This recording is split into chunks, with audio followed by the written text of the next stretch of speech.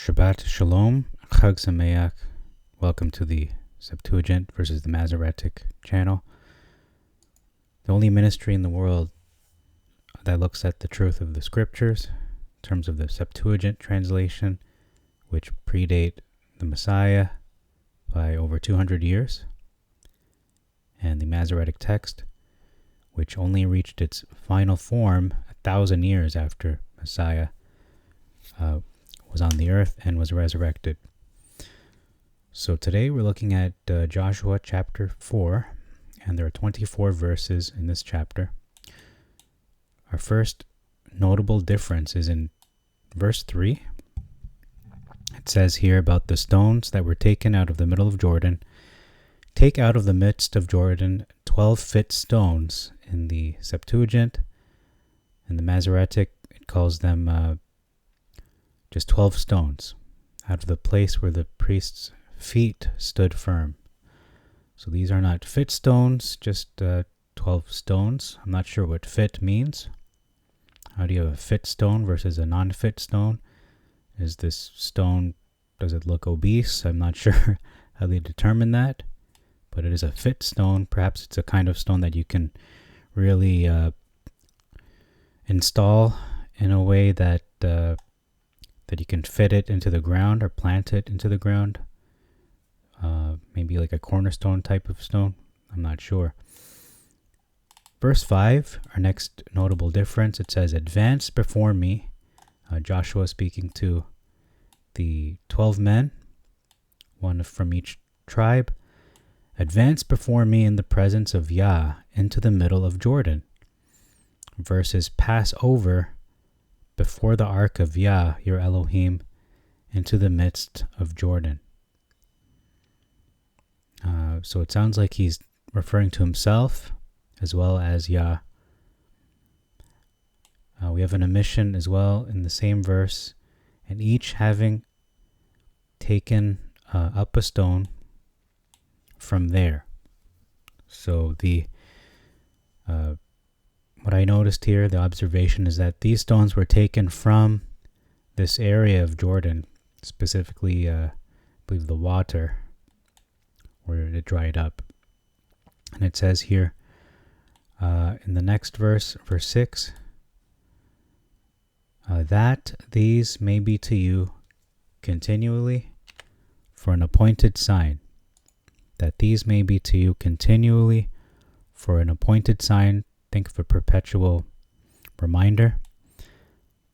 Verses, that this may be a sign among you. So this is not just a regular sign. It is an appointed sign, appointed by Yah himself.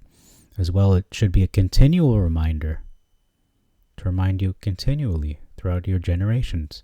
Because the next statement talks about when your son asks you in the future,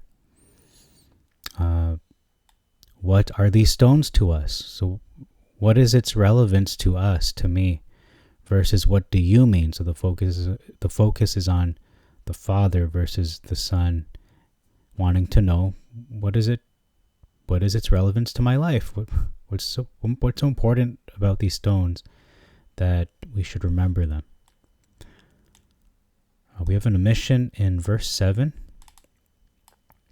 It's an important one because it is the name of the holy name, the tetragrammaton, YHVH, of the whole earth. So that new title we learned of this in this book of Joshua, they omit the whole earth, that the full title. So I think that's important to use that, as well as a memorial. Not just a memorial, but a memorial for you, for the children of Israel. It's a memorial for them and to them.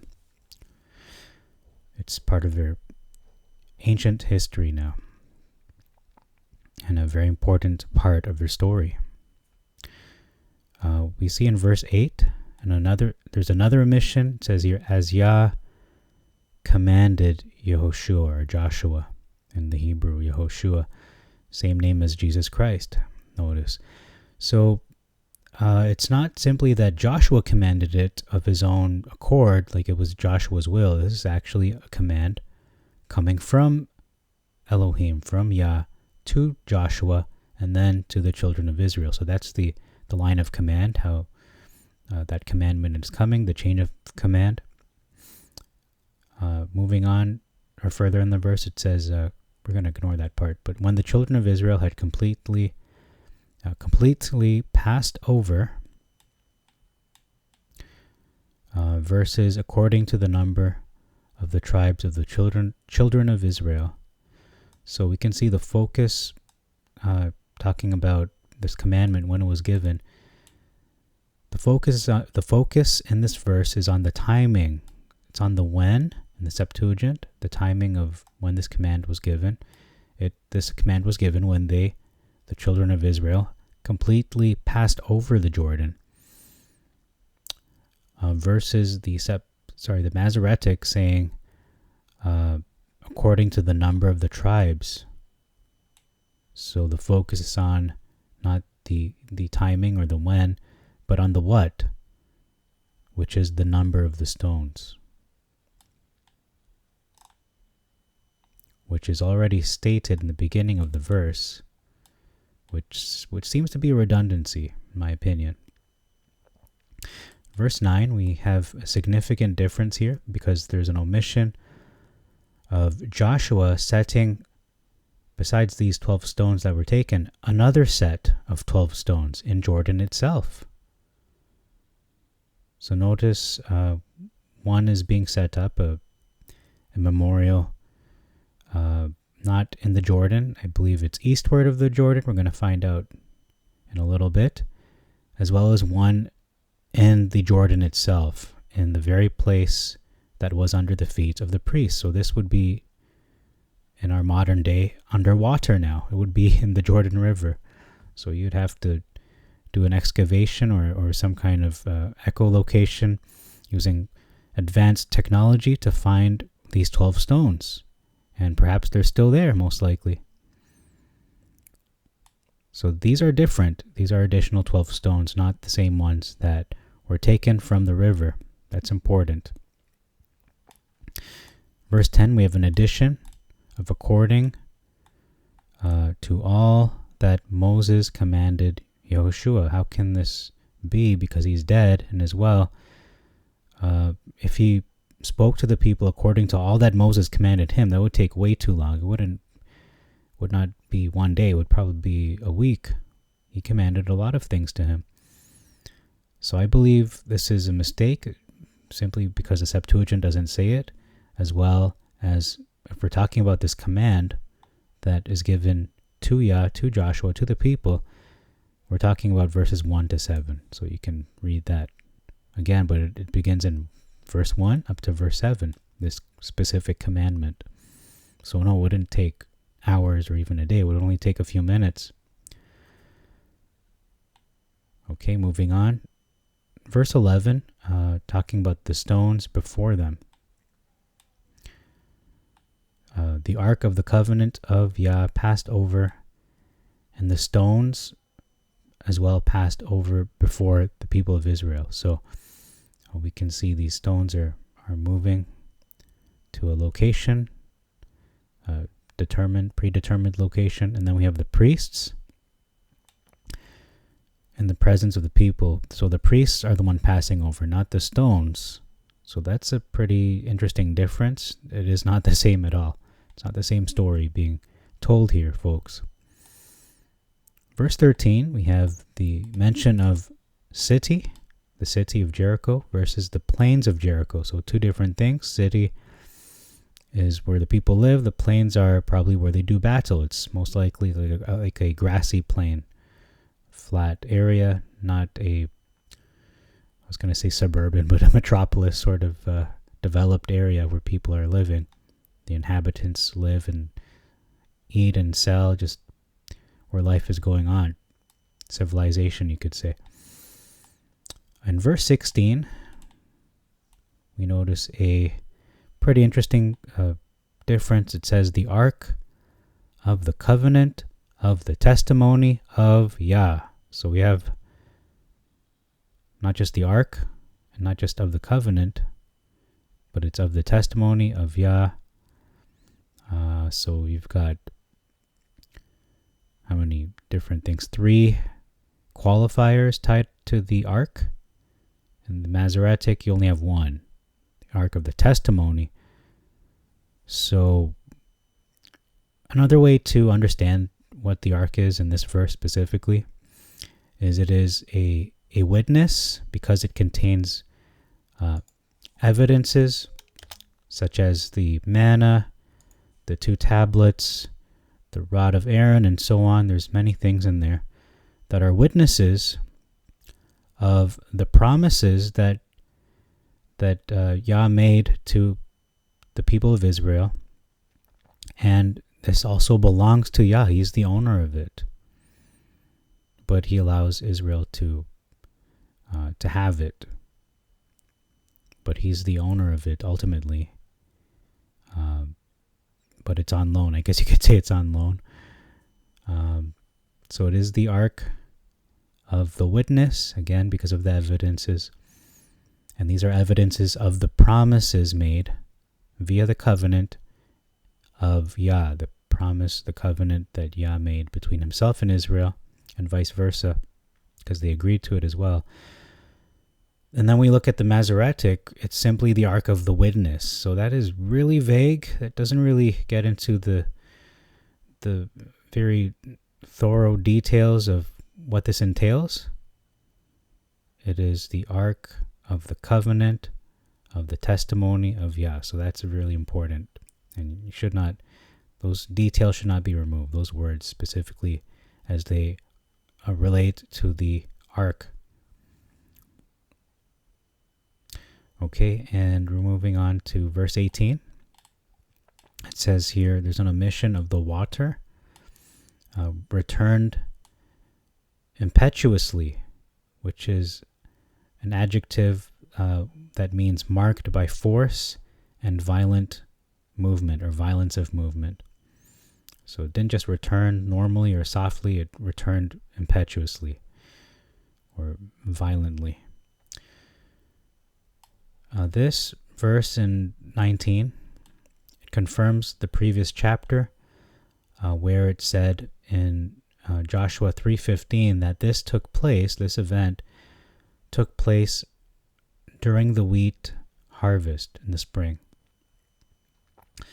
As well, we see the directional descriptor, Gilgal, where they encamped, is in the region eastward from Jericho, versus Gilgal being in the east border of Jericho. So perhaps it means in Jericho or just right outside Jericho, but in either case, it doesn't seem to be part of Jericho, but it is eastward of Jericho. So let's just take a look on a map. Where is Jericho and where is this place called Gilgal? So I'm going to expand my window here once this loads. But there are various ideas, opinions of where this is. So if we look at the map of where Jericho is, it's right on the border. I believe this is Israel here. And then on the east, I believe that's Syria or Lebanon. I'm not exactly sure right now, but that's Jericho. So that seems to be north, kind of northeast part of Israel, almost central. There are many opinions saying Gilgal is in our modern day Jaljulia or Galgulia. However, that is not located, this is not east of Jericho.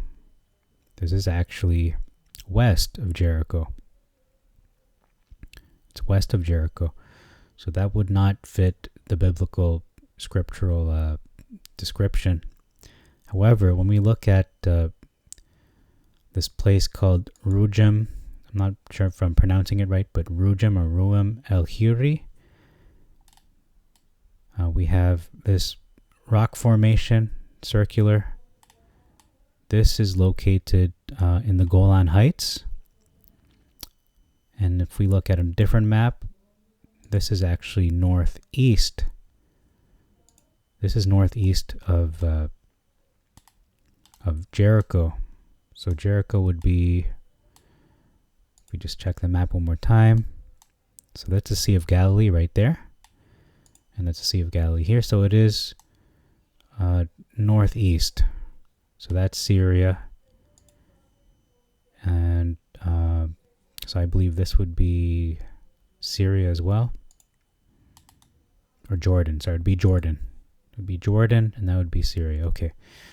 So that's an interesting take on that. And there's another website here, holylandsite.com. And I'm not going to go through this long article. It is lengthy, but there are many pictures in different potential sites that they offer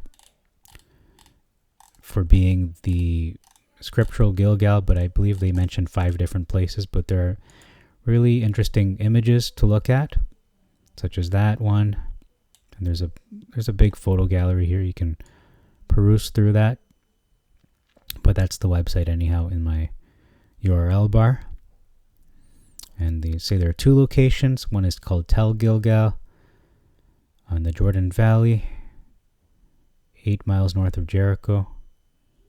And one called Camp Gilgal. And then there's historical background. I'm not going to go through all of that. But yeah, that's the final link there. So it was an interesting study. I did not want to make the video all about that, but I thought it deserved a little bit of investigation, because normally sometimes I will not go through looking into a topic like that. So I just wanted to prove, where is this place? So it's not really 100%, there's not a consensus on where it is, but there are different ideas. However, the scripture, specifically the Septuagint, says it's in the east. And Masoretic, for what it's worth, says it's in the east as well, but either in the border of Jericho, could mean in Jericho, or just east of Jericho. Okay, back to our study, our comparison here. Verse 20, the word set, Joshua set these 12 stones versus he pitched them. In any case, he did install them in Gilgal, the 12 stones which were taken out of the Jordan. So we can see 2 specific distinct sites, one in Gilgal and one that's still in Jordan, with the 12 stones in 2 different groups of 12 stones. Verse 23, we see the word them being used. This is Joshua speaking to Israel, saying, when Yah, our Elohim, had dried up the water of Jordan from before them, talking about the people of Israel, until they had passed over. So this is what they're supposed to tell their sons. That's the story they're supposed to tell. Versus you. So if they're telling the story to their kids, they would be saying in the Septuagint version, well, this is what happened to them, and then they did this. That makes sense because these are their ancestors. Versus if they were to tell the story this way, well, the waters dried up before you, and then you passed over. Well, how did they pass over? For they weren't physically there or even alive at that time, perhaps. Doesn't make sense. It just doesn't make any sense logically or in the narrative. It just illogical. It does not make sense to tell it that way. It's like me telling an American living in 2022, hey, do you remember when you owned slaves and you oppressed the African Americans? No, they wouldn't say they had slaves. They weren't alive at that time. That didn't happen to them. But if I told them, do you remember when your ancestors did that, your great-great-great-grandfather, whoever it was, that would make more sense, because they were living during that time and they lived through that. Okay, next, so last verse, 24, they use the word power of Yah versus the hand of Yah. And then it says here, which I find it interesting, this is talking about, again, the story that they're supposed to tell, or the answer that they're supposed to tell, which is a story about these stones, how they got there, and what Yah had done for them. He dried up the Jordan River. Seems to be drying up a lot of large bodies of water. That's miraculous, and it would make any nation afraid, even to this day. And it says here that he did this. Why? Because that all the nations of the earth might know that the power of Yah is mighty, and not just to know that, but that you might worship Yah, our Elohim, in every work, in everything they do, in every action. So it is action-oriented, it is action-focused, this worship, this rationale of why this was done. However, in the Masoretic, it doesn't say that. It says this was done in order to know the hand of Yah being mighty, but that you might fear Yah, your Elohim, forever. So this is a little more vague. What does it mean to fear Yah? Unless you know what that means, you won't know how to do it. But here it's really specific. You're supposed to worship Him. How do you do that? Keeping the commandments, obeying Him, and obviously bowing down, worshiping Him, praying to Him, and the various activities that relate to that worship and bowing to Him, worshiping no other gods but only Elohim, YHVH. And then the focus in the Masoretic is not just the fearing of Him, but it is chronology focused, focus on the length of time, which is forever. So it's vague, and then not really, I wouldn't say that's vague. Forever is just, it's specific as to the length, which is indefinitely. But here it's talking about worshiping Him in every work and every action. So every day we have to be mindful of our every activity, of the way we use our time, how we employ the hours we're given every day we wake up. So that's all I have for you in this chapter. Thank you very much for your time, ladies and gentlemen. This is the Septuagint versus the Masoretic. Until next time, may Yah bless you, make your way prosperous. I wish you shalom and maranatha.